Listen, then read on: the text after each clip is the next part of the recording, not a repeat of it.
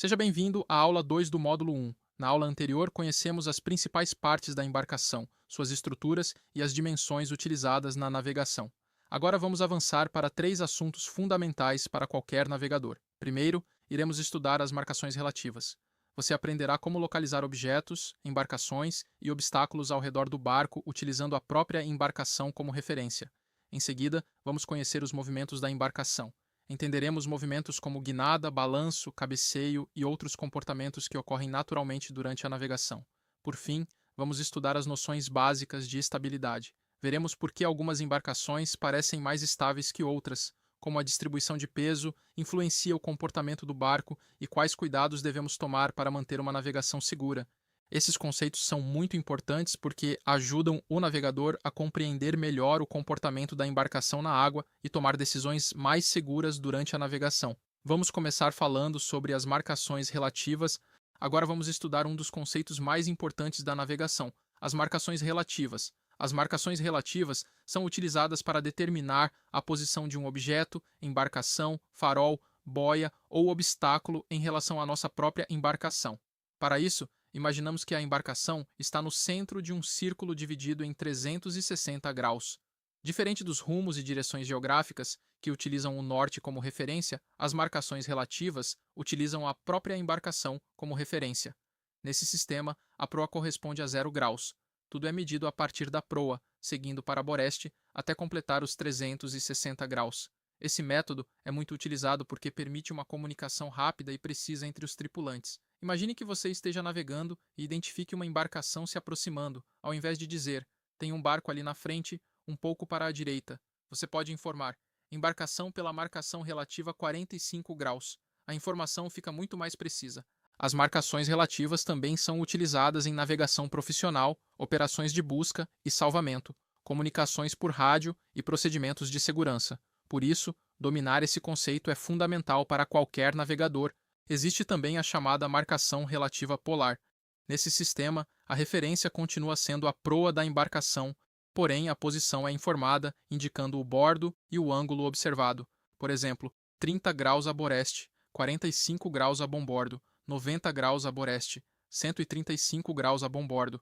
Observe que no sistema polar não utilizamos valores acima de 180 graus. A partir da proa, medimos o ângulo separadamente para cada bordo. Na prática, ambos os sistemas indicam exatamente a mesma posição. A diferença está apenas na forma de apresentar a informação. Por isso, é importante conhecer os dois modelos, pois ambos podem aparecer em materiais de navegação, exercícios e provas náuticas. Além dos sistemas em graus e do sistema polar, existe uma forma de comunicação que vem sendo cada vez mais utilizada na navegação, na aviação e até em operações militares: o código de horas. Nesse sistema, imaginamos um relógio analógico posicionado sobre a embarcação.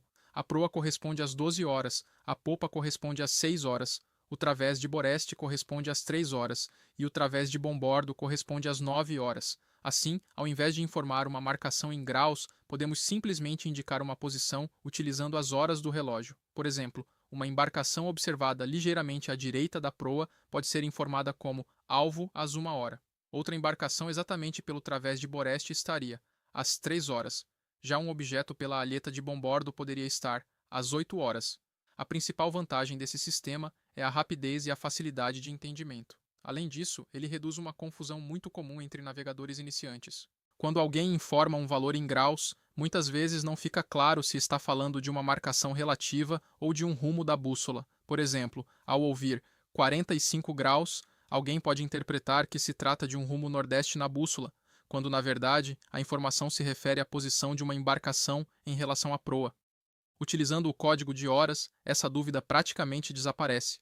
Quando alguém informa alvo às 2 horas, todos entendem imediatamente que se trata de uma posição relativa à embarcação e não de um rumo de navegação. Por esse motivo, o código de horas vem sendo amplamente utilizado em comunicações rápidas e situações que exigem agilidade e precisão. Mas por que utilizar marcações relativas? Imagine duas pessoas dentro da mesma embarcação. Uma delas está olhando para a proa e a outra está olhando para a popa. Se alguém disser, olha o barco à direita, cada pessoa pode interpretar essa informação de forma diferente. O mesmo acontece com expressões como à esquerda, na frente ou atrás. Essas referências dependem da posição de quem está observando e podem gerar confusão. Por isso, a navegação utiliza referências padronizadas.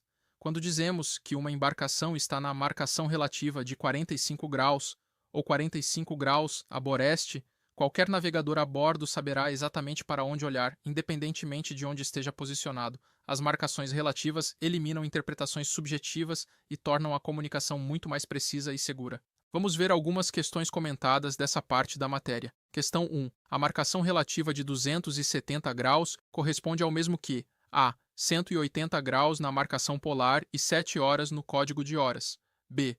90 graus boreste na marcação polar e 3 horas no código de horas. C. 90 graus bombordo na marcação polar e 9 horas no código de horas. D. 0 graus na marcação polar e 12 horas no código de horas. Resposta correta: C. 90 graus bombordo na marcação polar e 9 horas no código de horas.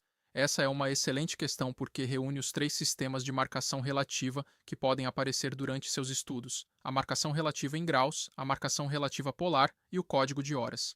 Primeiro, precisamos interpretar a informação fornecida pela questão. A marcação relativa de 270 graus corresponde a um objeto localizado exatamente no través de bombordo da embarcação. Agora vamos converter essa informação para os outros sistemas. Na marcação polar, utilizamos o ângulo acompanhado do bordo correspondente. Como o objeto está a 90 graus para bombordo, a marcação será 90 bb, ou seja, 90 graus de bombordo. Já no código de horas, imaginamos um relógio sobre a embarcação, com 12 horas apontando para a proa. Nesse sistema, 3 horas correspondem ao través de boreste, 6 horas correspondem à popa, 9 horas correspondem ao través de bombordo. Portanto, a marcação relativa de 270 graus equivale a 90 bb na marcação polar e a 9 horas no código de horas. O que a banca pretende testar nesta questão é a capacidade do candidato de converter uma mesma posição relativa entre diferentes formas de representação. E aqui vale uma observação importante. Embora as provas da Marinha ainda utilizem frequentemente as marcações em graus, na prática, muitos navegadores preferem utilizar a marcação polar ou o código de horas. Isso ocorre porque esses sistemas são mais intuitivos e reduzem a possibilidade de confusão com os rumos da bússola. Uma boa forma de memorizar é utilizar os 4 pontos principais: proa igual a 0 graus igual a 12 horas, través de boreste igual a 90 b e igual a 3 horas, popa igual a 180 graus igual a 6 horas, través de bombordo igual a 90 bb igual a 9 horas. Sempre que conseguir relacionar os 3 sistemas mentalmente, você estará preparado tanto para a prova quanto para a navegação do dia a dia. Assim, concluímos que a alternativa correta é a letra C, 90 bb na marcação polar e 9 horas no código de horas. Agora vamos iniciar a quinta parte do módulo 1 e conhecer os movimentos da embarcação. Durante a navegação, uma embarcação está constantemente sujeita à ação do vento, das ondas, das correntezas e também aos comandos realizados pelo navegador. Como consequência, o barco pode se movimentar de diferentes maneiras. Alguns desses movimentos fazem parte do comportamento normal da embarcação e são facilmente percebidos pelos passageiros. Outros são mais sutis, mas possuem grande importância para a condução segura do barco. Compreender esses movimentos ajuda o navegador a interpretar melhor a resposta da embarcação às condições do ambiente e aos comandos aplicados durante as manobras. Nesta parte da aula, iremos dividir esses movimentos em 2 grandes grupos. Primeiro, estudaremos os movimentos rotativos, que ocorrem ao redor dos eixos da embarcação, também chamados de movimentos angulares. Em seguida, veremos os movimentos lineares, que representam deslocamentos da embarcação em diferentes direções. Embora alguns desses termos tenham origem na arquitetura naval e sejam pouco utilizados no dia a dia da navegação de esporte e recreio, eles são frequentemente cobrados em provas de arraiz amador e ajudam a desenvolver uma compreensão mais completa sobre o comportamento da embarcação na água. Agora vamos conhecer os movimentos rotativos da embarcação. Esses movimentos ocorrem quando a embarcação gira em torno de um dos seus 3 eixos principais. O primeiro deles é o balanço, também conhecido pelo termo em inglês roll. Nesse movimento, a embarcação inclina alternadamente para bombordo e boreste, girando em torno do eixo longitudinal que vai da proa à popa. É o movimento que sentimos quando o barco fica jogando de um bordo para o outro. O segundo movimento é o caturro, também chamado de arfagem ou pitch em inglês. Nesse caso, a proa e a popa sobem e descem alternadamente, girando em torno do eixo transversal da embarcação. É o movimento típico observado quando a embarcação enfrenta ondas pela proa. Por fim, temos o cabeceio, conhecido internacionalmente como yaw e popularmente como guinada. Nesse movimento, a embarcação gira horizontalmente em torno do seu eixo vertical, alterando sua direção e movimentando a proa. É exatamente esse movimento que ocorre durante uma guinada provocada pelo leme ou pelo sistema de direção, ou muitas vezes pela ação das ondas. Embora esses movimentos possam ocorrer isoladamente, na prática eles costumam acontecer ao mesmo tempo, principalmente em condições adversas de navegação. Por isso, compreender esses conceitos ajuda o navegador a interpretar melhor o comportamento da embarcação e aumentar a segurança durante a condução. Além dos movimentos rotativos, as embarcações também podem realizar movimentos lineares. Diferentemente dos movimentos anteriores, aqui a embarcação não gira em torno dos seus eixos, ela simplesmente se desloca ao longo deles. O primeiro movimento é o deslizamento para avante e para ré, conhecido pelo termo em inglês surge. Esse é o movimento mais intuitivo para nós navegadores. É o deslocamento da embarcação para frente ou para trás ao longo do eixo longitudinal. Quando uma ondulação empurra a embarcação, quase como que surfando, estamos observando o movimento de surge. O segundo movimento é o deslizamento lateral, chamado de sway. Nesse caso, a embarcação se desloca para bombordo ou para boreste sem alterar sua orientação. Embora seja menos perceptível durante a navegação normal, esse movimento pode ocorrer devido à ação do vento, correnteza ou durante determinadas manobras de atracação. Por fim, temos o movimento de queda livre, conhecido pelo termo em inglês heave e também chamado de afundamento. Nesse movimento, toda a embarcação sobe e desce verticalmente em relação à superfície da água.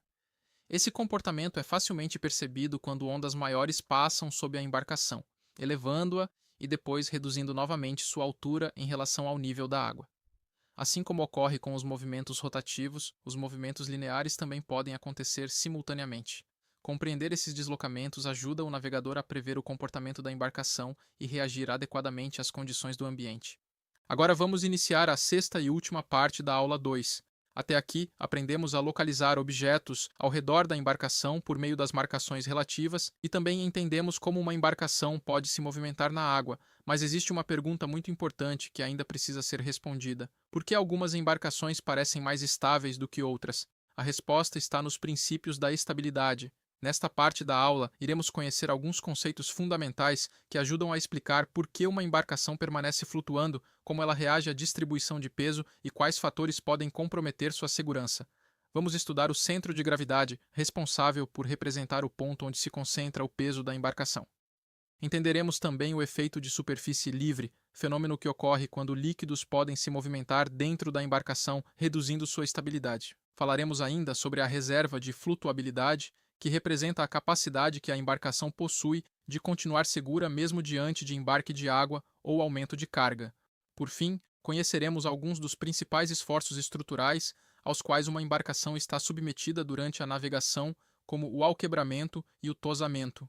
Embora alguns desses termos pareçam complexos à primeira vista, eles ajudam a compreender por que determinadas situações podem tornar a navegação mais perigosa e, acima de tudo, reforçam a importância do correto carregamento, da manutenção adequada e do respeito aos limites operacionais da embarcação. Antes de estudarmos os fatores que influenciam a estabilidade, precisamos entender o que significa dizer que uma embarcação é estável. De maneira simples, estabilidade é a capacidade que uma embarcação possui de retornar à sua posição de equilíbrio após sofrer a ação de uma força externa, como vento, ondas ou movimentação dos ocupantes. Uma embarcação estável tende a recuperar sua posição original após pequenas inclinações ou alterações de atitude. Durante a navegação, algumas alterações na posição da embarcação podem ser observadas e recebem nomes específicos. A primeira delas é o trim. O trim corresponde à diferença de calado entre a proa e a popa. Quando a popa fica mais baixa do que a proa, dizemos que a embarcação está derrabada. Quando a proa fica mais baixa do que a popa, dizemos que a embarcação está abicada. Outra condição é a embarcação trimada. Dizemos que uma embarcação está trimada quando o calado avante, também chamado de calado AV, é igual ao calado a ré, conhecido como calado AR. Nessa situação, a embarcação encontra-se navegando em uma condição de equilíbrio longitudinal. Compreender essas condições ajuda o navegador a identificar situações anormais e corrigir problemas relacionados à distribuição de carga, posicionamento dos passageiros e comportamento da embarcação durante a navegação. Agora vamos conhecer alguns conceitos relacionados à inclinação lateral da embarcação. Quando uma embarcação apresenta inclinação para um dos bordos, seja para bombordo ou para boreste, dizemos que ela está combando, também chamada de adernamento. Essa inclinação faz com que a embarcação deixe de ficar perfeitamente vertical em relação à superfície da água. Por outro lado, quando a embarcação não apresenta qualquer inclinação lateral, dizemos que ela está aprumada. Uma embarcação aprumada encontra-se equilibrada transversalmente, mantendo seus bordos à mesma altura em relação à linha d'água. Observe que a banda ou adernamento pode ocorrer tanto para bombordo quanto para boreste, dependendo do lado para o qual a embarcação se inclina. Já a condição aprumada representa a situação ideal, onde não existe inclinação lateral. Para facilitar a memorização, banda ou adernamento significa embarcação inclinada para um dos bordos. Aprumada significa embarcação sem inclinação lateral. Além da inclinação lateral, também é importante observar o equilíbrio da embarcação nos sentidos transversal e longitudinal. Dizemos que uma embarcação está aprumada quando não apresenta inclinação para bombordo nem para boreste. Nessa condição, a embarcação encontra-se perfeitamente vertical em relação à superfície da água, mantendo equilíbrio transversal. Também dizemos que uma embarcação está compassada quando não apresenta diferença de trim entre a proa e a popa. Isso significa que o calado avante é igual ao calado a ré, mantendo equilíbrio longitudinal. Quando uma embarcação está simultaneamente aprumada e compassada, dizemos que ela está em flutuação direita. Essa é a condição ideal de equilíbrio, pois a embarcação não apresenta inclinação lateral nem inclinação longitudinal. Em outras palavras, ela está equilibrada tanto transversalmente quanto longitudinalmente. Durante a navegação, diversos fatores podem alterar essa condição, como a movimentação de passageiros, distribuição de cargas, abastecimento de tanques ou até mesmo as condições do mar. Por isso, é importante que o navegador seja capaz de identificar visualmente se a embarcação permanece em flutuação direita ou se apresenta alguma condição que mereça atenção. Para facilitar a memorização, aprumada significa sem inclinação lateral, compassada significa sem diferença de trim, e flutuação direita é a condição em que a embarcação está ao mesmo tempo aprumada e compassada. Questão comentada. Flutuação direita. Uma embarcação apresenta calado AV igual ao calado AR e não possui adernamento para bombordo ou boreste. Nessa condição, dizemos que a embarcação está A. Trimada e adernada, B. Derrabada e aprumada, C. Em flutuação direita, D. Abicada e compassada, resposta correta, C. Em flutuação direita. Essa é uma questão muito boa porque reúne vários conceitos importantes de estabilidade em uma única situação. A banca informa primeiro que a embarcação apresenta calado AV igual ao calado AR. Quando o calado avante é igual ao calado a ré, significa que a embarcação não está nem abicada nem derrabada, ou seja, ela não apresenta diferença de trim. Nessa condição, dizemos que a embarcação está compassada ou trimada. Em seguida, a questão informa que a embarcação não possui adernamento para bombordo ou boreste. Isso significa que ela não está inclinada lateralmente para nenhum dos bordos. Quando não existe inclinação lateral, dizemos que a embarcação está aprumada. Agora precisamos reunir esses dois conceitos. Uma embarcação compassada apresenta equilíbrio longitudinal, ou seja, não possui diferença entre os calados AV e AR. Uma embarcação aprumada apresenta equilíbrio transversal, ou seja, não possui inclinação para bombordo ou boreste. Quando a embarcação está simultaneamente aprumada e compassada, dizemos que ela está em flutuação direita. Por isso, a alternativa correta é a letra C. O que essa questão pretende testar é se você consegue interpretar ao mesmo tempo os dois tipos de equilíbrio da embarcação. No eixo longitudinal, observamos o trim. Se o calado AV é igual ao calado AR, a embarcação está compassada. No eixo transversal, observamos o adernamento. Se não há inclinação para bombordo ou boreste, a embarcação está aprumada. Assim, uma boa forma de memorizar esse conceito é flutuação direita igual a embarcação aprumada mais embarcação compassada. Em outras palavras, trata-se da condição ideal de equilíbrio da embarcação, sem inclinação lateral e sem diferença de trim. Portanto, concluímos que a resposta correta é a letra C, em flutuação direita.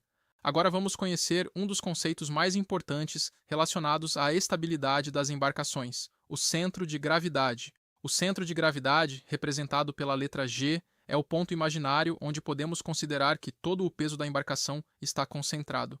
Esse peso inclui a própria embarcação, os passageiros, equipamentos, combustível, bagagens e qualquer outra carga transportada a bordo. A posição do centro de gravidade não é fixa. Ela pode se alterar conforme a distribuição desses pesos dentro da embarcação. Por exemplo, imagine que todos os passageiros resolvam se deslocar para um dos bordos. O centro de gravidade também irá se deslocar naquela direção, aumentando a tendência de inclinação da embarcação. O mesmo pode acontecer quando há excesso de peso na proa ou na popa, modificando o trim da embarcação. De maneira geral, quanto mais baixo estiver o centro de gravidade, maior tende a ser a estabilidade da embarcação. Por outro lado, elevar excessivamente o peso para regiões altas pode reduzir essa estabilidade e aumentar o risco de adernamento. Por esse motivo, é importante distribuir corretamente pessoas e cargas a bordo, respeitando sempre os limites estabelecidos pelo fabricante. Compreender o conceito de centro de gravidade ajuda o navegador a tomar decisões mais seguras durante a navegação e contribui para manter a embarcação estável em diferentes condições de operação. Agora vamos conhecer dois conceitos muito importantes relacionados à estabilidade das embarcações: a reserva de flutuabilidade e o efeito de superfície livre. A reserva de flutuabilidade corresponde ao volume estanque da embarcação localizado acima da linha d'água. Essa região funciona como uma margem adicional de segurança, permitindo que a embarcação suporte pequenos aumentos de carga ou embarque moderado de água sem perder sua capacidade de flutuar. Quanto maior for essa reserva, maior tende a ser a capacidade da embarcação de manter-se segura diante dessas situações. Já o efeito de superfície livre está relacionado à movimentação de líquidos dentro da embarcação. Imagine um tanque parcialmente cheio de água ou combustível. Quando a embarcação inclina para um dos lados, esse líquido tende a se deslocar para o bordo mais baixo. Esse deslocamento faz com que o centro de gravidade também se mova naquela direção, reduzindo a estabilidade da embarcação.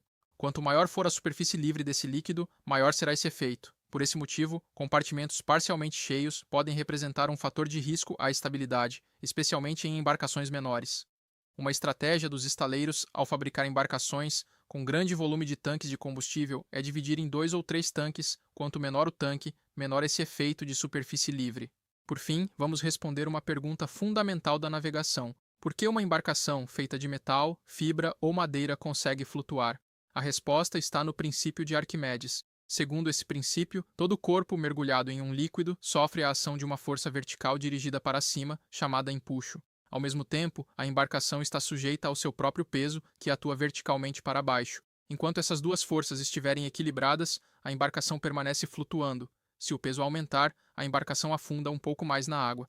Ao afundar, ela desloca uma quantidade maior de água, aumentando o empuxo até que um novo equilíbrio seja atingido. Chamamos de deslocamento o peso da água deslocada pelo casco. De acordo com o princípio de Arquimedes, o deslocamento é exatamente igual ao peso da embarcação. Por esse motivo, quanto maior for o peso da embarcação, maior será o volume de água deslocado. É também por isso que existe um limite para a quantidade de passageiros, equipamentos e cargas que podem ser transportados com segurança. Ao longo deste módulo, aprendemos diversos conceitos relacionados à estabilidade, ao equilíbrio e à flutuação. Todos eles dependem diretamente da interação entre 3 elementos fundamentais: o peso da embarcação, o empuxo exercido pela água e o deslocamento gerado pelo casco. Compreender esses conceitos é o primeiro passo para se tornar um navegador seguro e consciente. Vamos para algumas questões comentadas: centro de gravidade e estabilidade. A estabilidade de uma embarcação pode ser prejudicada quando a. Pesos são colocados nas partes baixas da embarcação. B. Pesos são distribuídos uniformemente no convés. C. Pesos são colocados em partes altas da embarcação ou concentrados nas laterais. D. Pesos são distribuídos ao longo do plano diametral. Resposta correta. C. Pesos são colocados em partes altas da embarcação ou concentrados nas laterais. Essa é uma questão extremamente importante porque relaciona diretamente o centro de gravidade com a estabilidade da embarcação. Durante as aulas, vimos que o centro de gravidade é o ponto imaginário onde podemos considerar concentrado o resultante de todos os pesos que atuam sobre a embarcação. Sempre que embarcamos um peso, o centro de gravidade desloca-se no mesmo sentido desse peso. Porém, quando esses pesos são colocados em partes elevadas da embarcação, ocorre um efeito adicional: o centro de gravidade sobe. E quanto mais alto estiver o centro de gravidade, menor será a capacidade da embarcação de retornar à sua posição original após adernar. Em outras palavras, a estabilidade diminui. É por isso que embarcações de pequeno porte devem evitar transportar cargas pesadas sobre o teto da cabine, em torres elevadas ou em locais muito acima da linha d'água. Da mesma forma, a concentração excessiva de passageiros em apenas um dos bordos também prejudica a estabilidade, favorecendo o adernamento.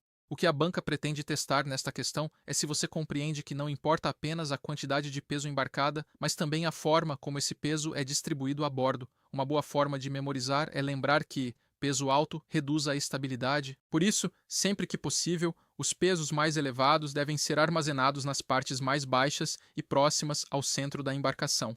Assim, concluímos que a alternativa correta é a letra C. Pesos colocados em partes altas da embarcação ou concentrados nas laterais prejudicam a estabilidade.